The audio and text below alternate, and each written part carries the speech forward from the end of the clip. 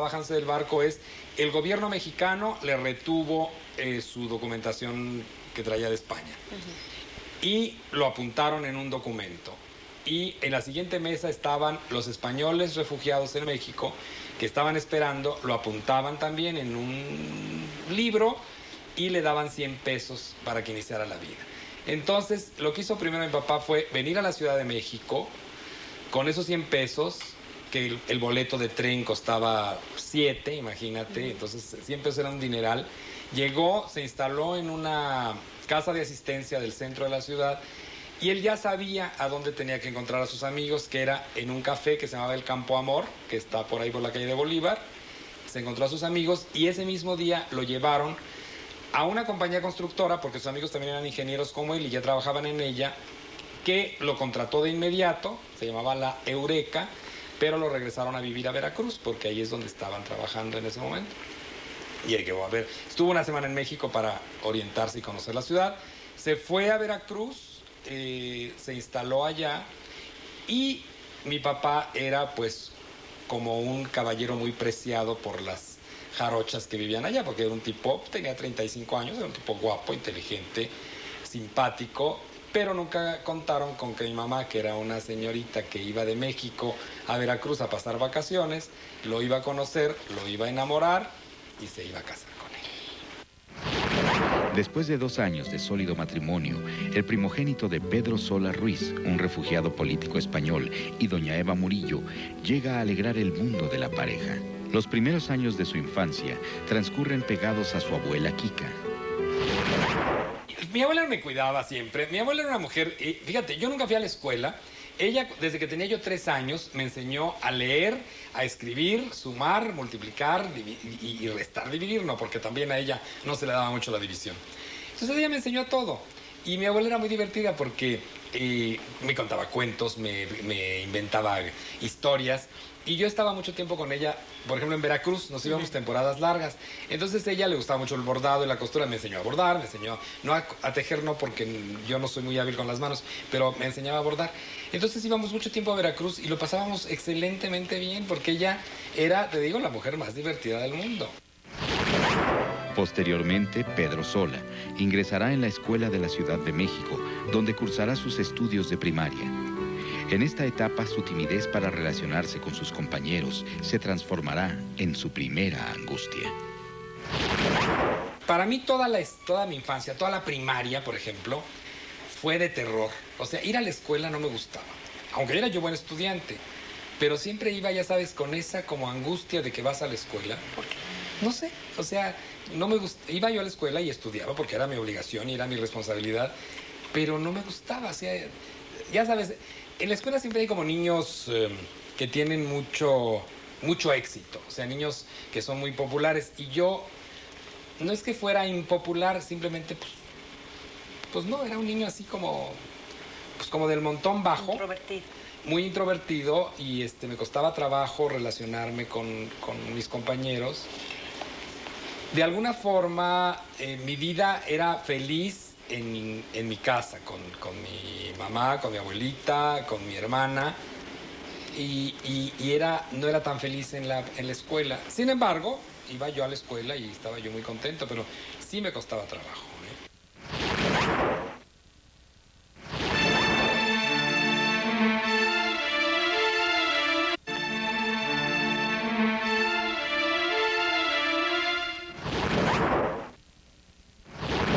Ya en su adolescencia, Pedro Sola decide continuar sus estudios de secundaria en el Liceo Franco-Mexicano, donde se convierte en el primero de la clase de francés. En esta época, Pedro se esfuerza por ocultar una supuesta personalidad débil que lo mantiene a una distancia prudente de sus compañeros de clase. Cambié de escuela, cambié de compañeros, pero también fue para mí difícil porque, te voy a decir por qué, y es algo que a lo mejor nunca digo. Yo me sentía feo entre los guapos que había en la secundaria, ¿me entiendes? O sea, yo tenía... Las compañeras que eran poquitas en el salón, eran mayoritariamente hombres en el salón, me llevaba muy bien con ellas, unas muchachas que hasta la fecha, si las veo, me da mucho gusto verlas.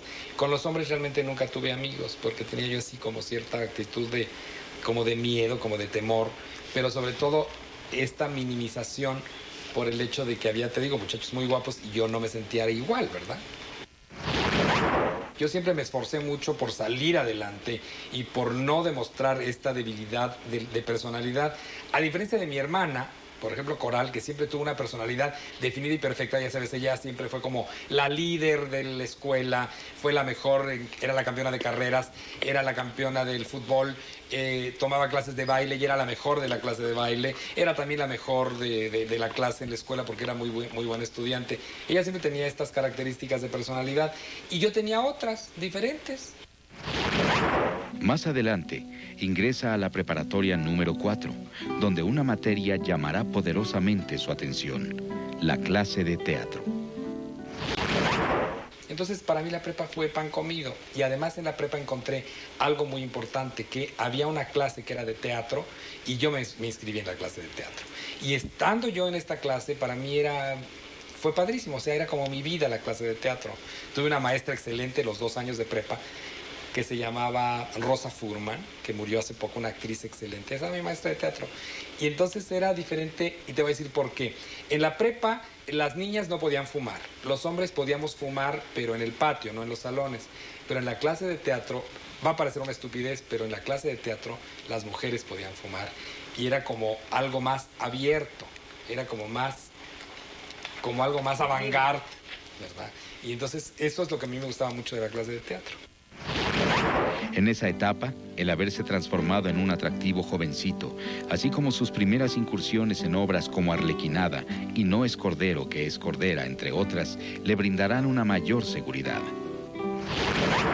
Yo cuando estaba en la prepa, un día mi papá me preguntó, muy serio como era, ¿qué vas a estudiar ahora que termines la universidad? Y yo le dije, me gustaría ser actor de teatro. Y entonces mi papá dijo, de ninguna manera.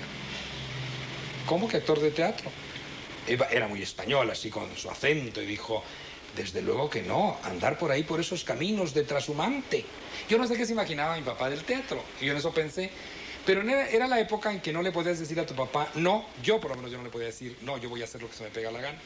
Después mi papá me explicó claramente, porque era un hombre muy sensato, me dijo, los actores no viven bien, tú no tienes un padre rico y necesitas tener una carrera que a ti te dé para vivir.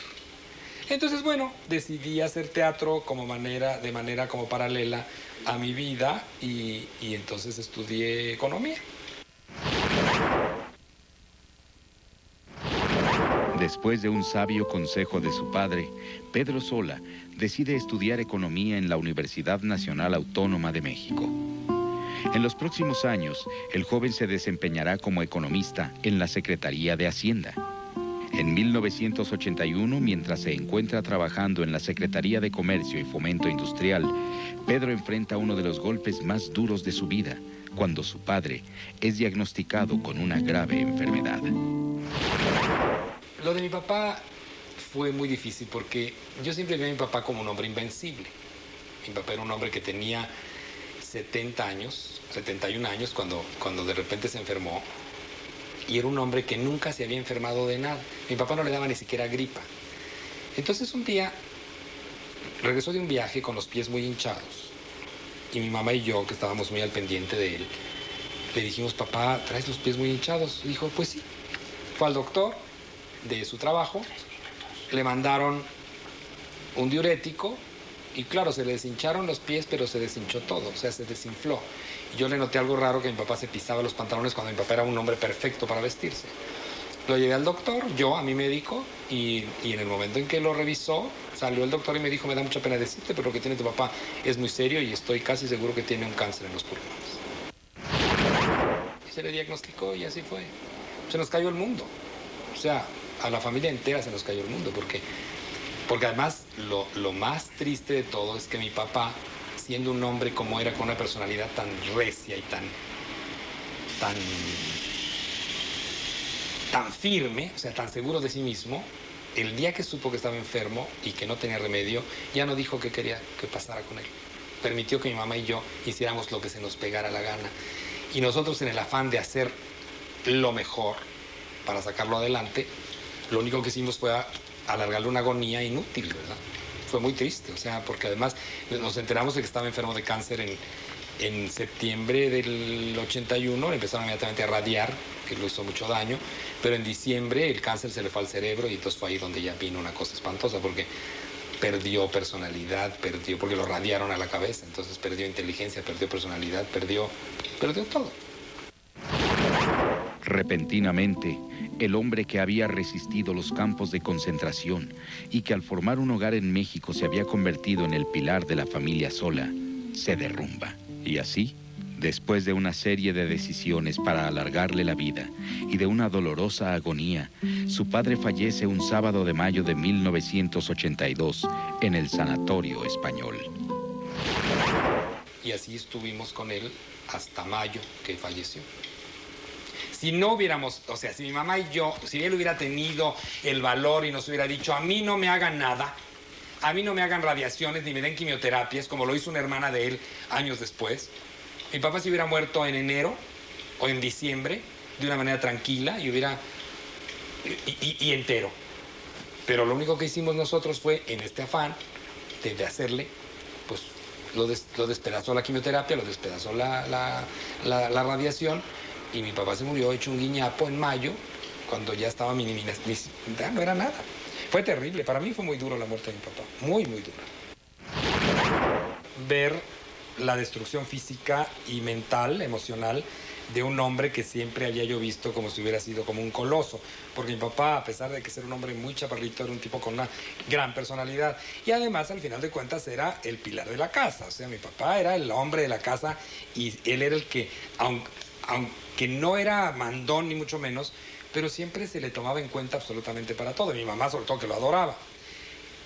Mi papá de repente un día, diario había una novedad terrible, porque diario pasaban cosas, diario yo iba a trabajar, mi mamá dejó de trabajar, se jubiló para cuidar a mi papá, y mi mamá tenía cierta esperanza de que mi papá se recuperara, aunque sabíamos que no, porque el médico me había dicho que no tenía ninguna esperanza de lo que le pasaba. Y de repente un día me hablaron a la oficina que se había puesto muy malo mi papá, lo llevamos.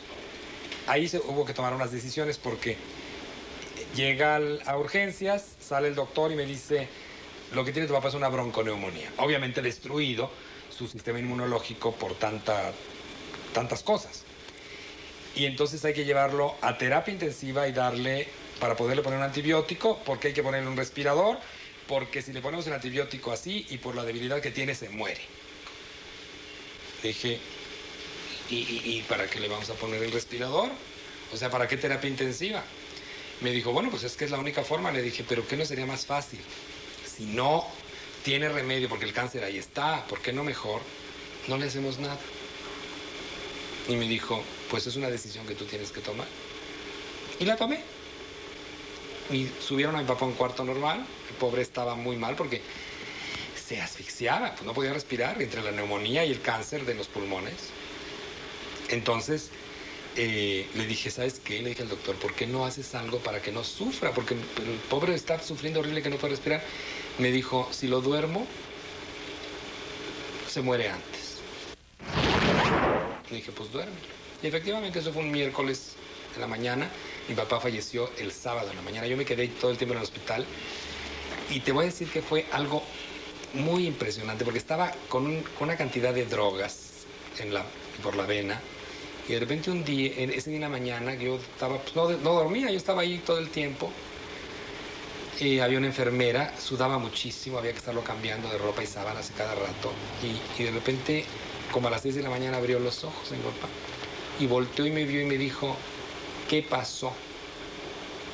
Se dio cuenta que algo había pasado y se dio cuenta que había pasado días. No sé, no entendí, pero me dijo, ¿qué pasó? Le dije, no, papito, estás malo, te dio una bronconeumonía, pero mira, te están poniendo un antibiótico. No era antibiótico, era lo que lo dormía. Yo no entiendo, yo no sé cómo pudo despertar con todo lo que le estaban haciendo, lo que le estaban poniendo. Me dijo, ¿y tu madre? Quiero verla. Me vine volado para acá, pues estaba aquí en el Sanatorio Español. Me llevé a mi mamá corriendo. Esto ya eran como las 8 de la mañana. Mi papá y mi mamá estuvieron platicando. Mi papá muy coherente, platicaba medio asfixiándose, pero hablaba muy bien y platicaba con mi mamá. y estaba una prima mía y de repente, como te digo que sudaba mucho y había que estarle cambiando, le dije a la enfermera, cámbienle las sábanas. Y pues con mi papá estaba desnudo y no era un espectáculo, nos salimos. Y en el momento que nos salimos a fumar un cigarrito por ahí, vi que un corredero y en el momento que nos salimos mi papá se murió. O sea, en lo que lo voltearon para cambiarle la sábana, mi papá falleció. Es una sensación doble, o sea, el dolor de la pérdida de mi papá, pero al mismo tiempo el descanso de que ya no estuviera con este sufrimiento tan terrible que lo tuvo. Yo en ese momento me preocupó mucho mi mamá, pero mi mamá tenía un valor y era una forma de ser tan peculiar, que no te digo que no le dolió horrible, pues la pérdida de su marido de toda su vida y el único hombre de su vida. Pero sin embargo mi mamá tenía, como todas las mujeres, ¿no? Así son como muy valerosas. Y cuando acabó todo aquello del sepelio y demás, que yo hubiera querido incinerarlo, pero se murió el sábado, entonces que lo podían incinerar hasta el lunes. Yo estaba tan agotado ya de tantos días de hospital, mi mamá también, decidimos sepultarlo el domingo. Yo tenía 30 y algo, 39 creo que tenía yo. Mi papá tenía 72 años cuando falleció. Sí fue duro, pero mi mamá inteligentemente, el día que amanecimos, que mi papá ya no estaba, desapareció absolutamente todo de la habitación, de las cosas de mi papá, regaló cosas, no nos quedamos con nada. O sea, ella decidió quedarse con nada. En esta etapa de dolor profundo, Pedro Sola está muy lejos de sospechar que en algunos años su vida tomará un rumbo inesperado.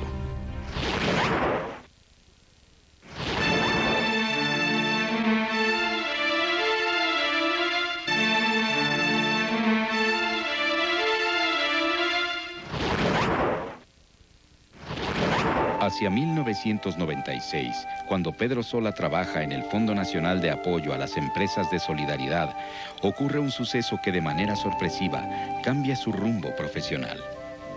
Televisión Azteca, una pujante empresa que pretende romper con el monopolio televisivo en México, emprende un proyecto que transformará la forma de presentar espectáculos, Ventaneando. Trabajando en el gobierno.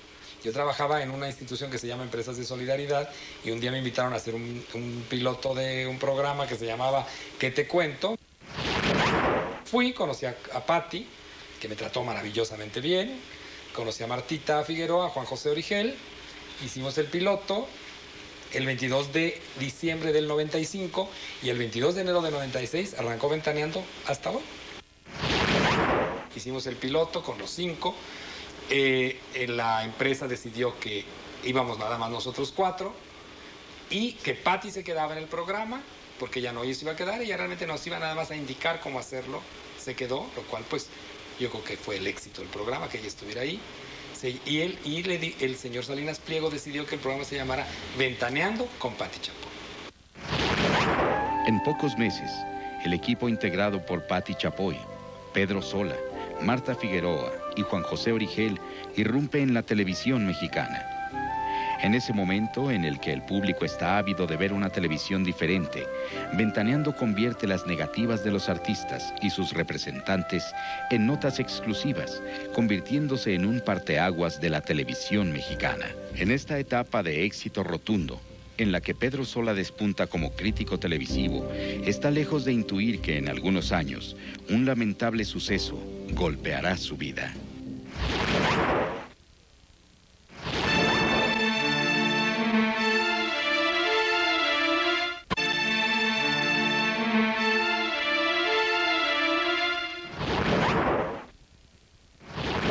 Mientras Pedro Sola goza de varios años de éxito y fama televisivos, compartiendo su vida con Doña Eva, está por ocurrir un evento que trastornará su vida emocional. Un día de agosto de 1998, durante un viaje al Bajío, emprendido por su madre junto a sus hijas Coral y Jazmín y sus nietos, Doña Eva sufre un infarto cerebral. De repente un día se fue con mis hermanas. Mis hermanas y ella siempre salían de vacaciones a la playa. Y en esta ocasión, en el 98, decidieron no ir a la playa porque los niños no conocían nada más que la playa. Entonces decidieron ir al Bajío. para que conocieran Guanajuato, León, San Miguel Allende, Querétaro y todo esto. Y se fueron en el coche y nosotros nos íbamos a Cancún con el programa de Ventaneando. Yo en la mañana aquí, antes de irme a la oficina para después irnos a Cancún, yo hablé con mi mamá al hotel que estaban en Tequisquiapan. Mamita, ¿cómo estás? Qué gusto, no sé qué. Ay, mijito, ¿qué tal? No sé qué. Platicamos normal. Me fui a la oficina. Ese día grabamos 2 programas de Ventaneando por alguna razón, que por lo del viaje. Y en eso me avisan mis hermanas que mi mamá se había puesto mala en Tequisquiapan. Algo le había pasado, que la habían llevado a un hospital, me estuvieron ya hablando al celular, ya no me fui a Cancún. Y en la tarde me la trajeron en una ambulancia y ya la estaba yo esperando en el hospital. Yo ahora que hay tantos canales de televisión con estas cuestiones médicas, sé que si a mi mamá cuando le dio el infarto cerebral la hubieran internado en un hospital aquí, si a mi mamá yo estoy aquí con ella y le da el infarto, yo corro con ella al hospital y a lo mejor no le pasa todo lo que le pasó, porque hay ciertas drogas, ciertos medicamentos que oportunamente puestos desbloquean la arteria tapada con el trombo y el infarto se reduce y la gente recupera habilidades. Yo cuando vi a mi mamá que llegó en la ambulancia, no venía inconsciente, pero venía totalmente dopada. Pues, no sé, venía muy rara. Y cuando me dijeron lo que tenía y la terapia intensiva y tomar decisiones, porque te dice la encargada de terapia intensiva, su mamá alguna vez dijo cuál era su opinión en relación con esto que le pasó, por cuestión de entubarla y demás, ¿no? Mis hermanas y yo que estábamos ahí dijimos, sí dijo. Y lo que dijo fue que si le venía una cosa así, que jamás la entubaran y la tuvieran en terapia intensiva y la tuvieran viva con procesos mecánicos. Pasó la noche, fue pasando los días con una semiparálisis y de repente, una semana después venimos aquí a la casa, yo ya le había armado una habitación de hospital aquí en su cuarto, con enfermeras que se vinieron con ella y demás. Y llegando a la casa, entra en coma. Porque después del infarto, le vino un derrame cerebral. Porque como ella tomaba anticoagulantes, se le reventó la arteria y le vino un derrame. Entonces le vino un estado de coma no absoluto, pero un semicoma profundo ahí. Y así estuvo como un mes, alimentada por una sonda, ya sabes, pañales, una cosa horrible. Y de repente un día, un mes después, mi mamá ya había pasado un cáncer, entonces de ser una mujer gordita ya había estado más delgadita, pesaba 50 kilos cuando se puso mala. Y de repente un mes después, muy delgadita, pues alimentada nomás con un alimento ahí raro de líquido, empieza a despertar. Lo primero que se dio cuenta era que tenía pañales y dijo que no. Los pronósticos son poco optimistas. Y así, después de un mes de permanecer en coma, doña Eva despierta sin poder comunicarse con Pedro. Nunca volvió a hablar. O sea, la última vez que yo hablé con mi mamá fue esta vez que hablé con ella por teléfono a Tequisquiapan. Nunca más le volvió a oír la voz. O sea, nunca volvió a hablarme. ¿Y tú crees que teniendo, por ejemplo, todas las posibilidades de haberla podido hasta grabar, no tengo nada grabado con ella? No tengo grabada su voz, no tengo grabada su imagen, tengo fotos, pero nunca grabamos nada con ella. Entonces, qué triste, ¿no? O sea, no tener el recuerdo. Claro, el recuerdo lo tengo perfecto en mi memoria, pero sí me gustaría de repente, no sabes qué desesperación cuando mi mamá se puso mala, no escuchar su voz.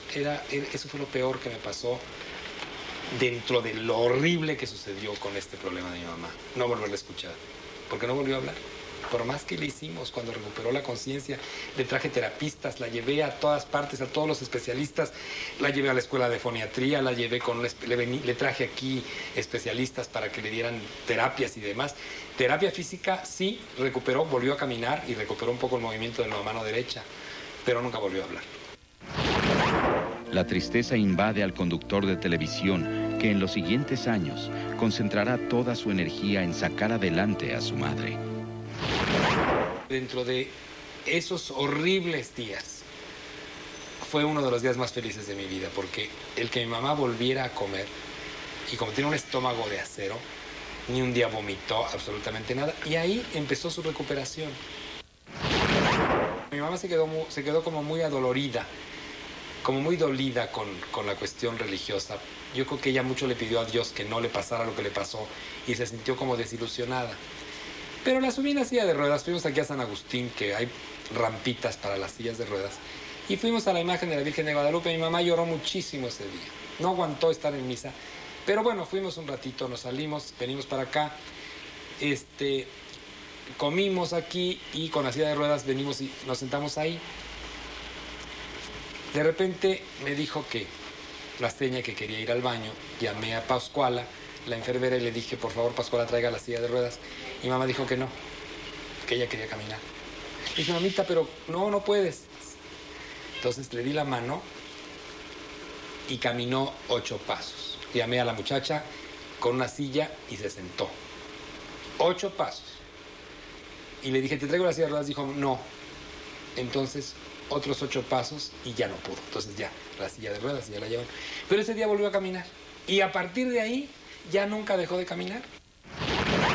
En esta etapa en la que en el ámbito profesional Pedro se incorpora al programa tempranito, está muy lejos de sospechar que hacia la madurez de su vida, una nueva pérdida lo marcará.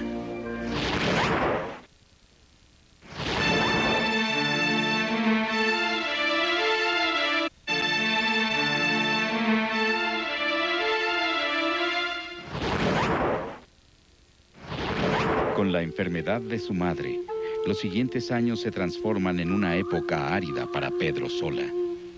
Mientras el conductor lucha por mejorar la calidad de vida de doña Eva con terapias de diversa índole, la depresión y la ansiedad se convierten en sus compañeras. Pedro estaba muy deprimido cuando esta primera situación, cuando mi mamá estuvo aquí en estado de coma. Y un día llegué a la oficina y yo sentí que me iba a volver loco. Estaba yo en el trabajo, trataba yo de hacer mi trabajo y no sé, como que algo me apretaba por aquí. No podía respirar. Tenía una sensación como de algo me iba a pasar. Yo sentí que algo me iba a dar. Empecé a tener un poco como de taquicardia y sudoración. Entonces fui corriendo con el doctor de ahí de Azteca y le dije, algo me pasa. Entonces me tomó la presión, me tomó el azúcar y me dijo, esto es un ataque de ansiedad. Y entonces sacó de un botiquín una cajita de pastillas y me dijo, tómese en este momento esta media pastilla de esto, que es un antidepresivo que se llama Paxil. Y me lo tomé. Se me quitó el ataque de ansiedad, pero el dolor permanente no se me quitó nunca, ¿no? O sea, yo te puedo decir que todos los días, ya sabes, esta sensación de que quieres estar y no quieres, y estás afuera y quieres regresar. Eso es terrible, ¿no? Ver deteriorarse a su madre se vuelve un dolor insoportable. Nunca pudo volver a hablar. De hecho, ella se hartó de los terapistas que venían a tratar de enseñarla a hablar. Yo la llevaba, la enfermera la llevaba 2 veces a la semana aquí a una clínica de foniatría que hay aquí de fonética que hay aquí en San Miguel Chapultepec, hasta que un día dijo, no quiero volver a ir. Y mi mamá era muy categórica y dijo, no, y ese día no se levantó porque no quería ir. Entonces, pues, decidimos no dejarla por la paz. Esta etapa que fueron 3 años, fueron muy difíciles, pero yo sé que mi mamá, a como pudo, los disfrutó como pudo, realmente, y yo a lo que pude, yo le di todo lo más que pude, y ella lo sabía. Durante este agobiante trance que dura 3 años, un lunes de junio del año 2001, otro ataque acaece a doña Eva, quien se derrumba en el baño. Como a las 9 de la mañana, que yo ya me había levantado, me había bañado, me estaba arreglando, la oí que la llevaron al baño, que estaba aquí Angelina y la otra jovencita que nos ayuda, que se llama Gloria. Y ella le gustaba estar sola en el baño. Entonces yo desde afuera le dije, hola mamita, ¿cómo estás? Eso era bien. Y le empecé yo como a querer platicar desde afuera del baño y ella me dijo así como, déjame, no me molestes, pues estaba en el baño. Me meto a mi cuarto y a los 2 minutos me llama Angelina porque oyen un ruido, entran al baño y mi mamá se había derrumbado. De estar sentada en el excusado se derrumbó. Pues yo cuando la levanté me di cuenta que algo le había pasado, tenía la mirada perdida, la lengua de fuera. No esperamos más, la subimos en la silla de ruedas, nos fuimos al hospital y le había dado otro infarto cerebral del otro lado del cerebro. Y me dijo el doctor claramente, antes su mamá vivía porque un lado del cerebro le funcionaba y entonces su organismo funcionaba por eso, pero ahora es el otro y peor. Entonces, pues, ya nada más hay que esperar, tenerla cómoda y esperar a que las cosas sucedan. Y así sucedió. Eso fue un lunes y falleció el miércoles, el jueves en la madrugada. Pues fíjate que me dio una doble sensación de una angustia horrible. Fíjate que la peor escena que me acuerdo del hospital cuando ya me la subieron de la habitación. Tú imagínate a mi mamá acostada en la cama. Ella tenía paralizado el lado derecho y movía el izquierdo.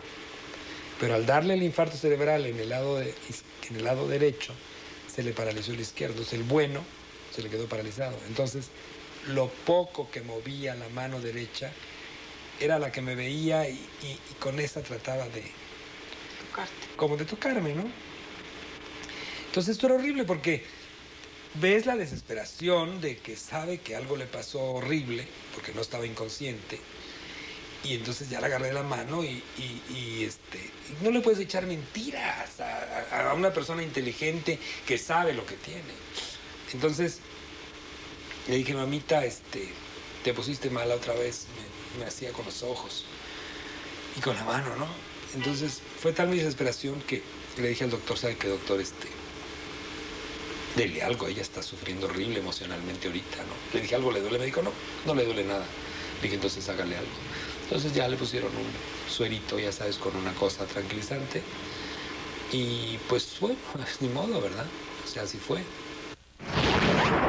Y así ya estuvo dormida lunes, martes, miércoles y fíjate, yo todo el tiempo ahí, ¿no? Todo el tiempo en el hospital, todo el tiempo. De repente el miércoles en la noche le dije a la enfermera, que era mi enfermera, estaba ahí con ella en el hospital, le dije, mire, Pascuala, ya me voy, era como la medianoche. Le dije, ya me voy, cualquier cosa pues ya sabe que me habla. Y efectivamente, 4 de la mañana, me habló y me dijo, su mamá acaba de fallecer, fíjate. Todo el tiempo pegado con ella, y en el momento que se murió, pues no estaba. Pero bueno, ni modo, o sea, me fui volado, estaba aquí mi hermana la chica, nos fuimos para allá, le hablé a mi otra hermana, y ya. Cuando llegué ya estaba, pues como dormida, muy... Pues no te puedo decir que tenía una cara apacible, porque estaba como... No era mi mamá, ¿no? O sea, ya no era mi mamá, ¿no? Y de ahí, ya nos fuimos a todo el dengue que sigue de cuando la gente se muere. A ella sí la pude incinerar, que ella siempre me pidió que jamás la enterrara el cuerpo completo porque dice que sentía una cosa horrible. Y ya la pude incinerar y, pues, ¿qué te puedo decir? Mi mamá falleció en la madrugada, la llevamos al velatorio en la mañana temprano. A las 4 nos fuimos al panteón, la incineraron a las 5, a las 6 todo había terminado y se acabó. La angustia se prolonga por varios días, hasta que el jueves 21 de junio del año 2001, doña Eva fallece en la clínica Londres.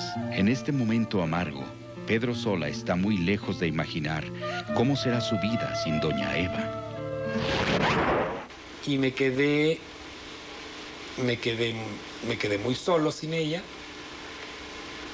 La extraño horrible, todos los días de mi vida la extraño, porque extraño, a pesar de que estaba enferma, la extraño que estaba aquí conmigo y que yo la veía todos los días y que tenía esta permanente actitud de salir adelante, porque siempre fue así ella, y seguía siendo la misma mujer inteligente y criticona y divertida, porque tenía un sentido del humor muy peculiar. Y la extraño a 1 año y pico de distancia de que falleció, la extraño. Se queda uno solo, yo que no tengo más familia que mis hermanas y mis sobrinos, Y mi mamá, que era lo máximo de mi vida, porque así lo fue todo el tiempo, de siempre. Primero fue mi abuela, pero después fue ella. Pues ya no está. Y ya. ¿Cómo es la vida sin ella? ¿Cómo es tu nueva vida? Pues fíjate que mi nueva vida es diferente, ¿no? O sea, la extraño, pero al mismo tiempo me siento bien. Y te voy a decir por qué me siento bien.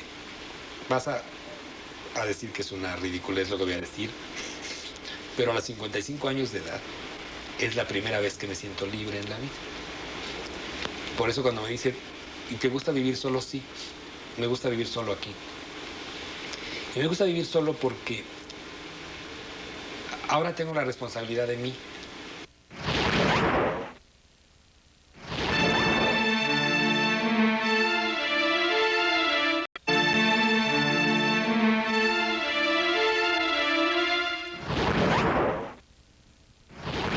Con el afán de llenar el vacío en los meses posteriores a la muerte de su madre, Pedro Sola incursiona junto a Gina Romand, Alberto Rojas el Caballo, Vanessa Acosta y Alejandro Gaitán en la apuesta Cosas de Mamá y Papá. Hasta la fecha, de repente tengo como la compulsión de agarrar un teléfono y hablarle, ya sabes. Y en el momento que vas a hablar dices, híjole, ya, o sea, no hay a quien hablarle. Pero no importa, o sea.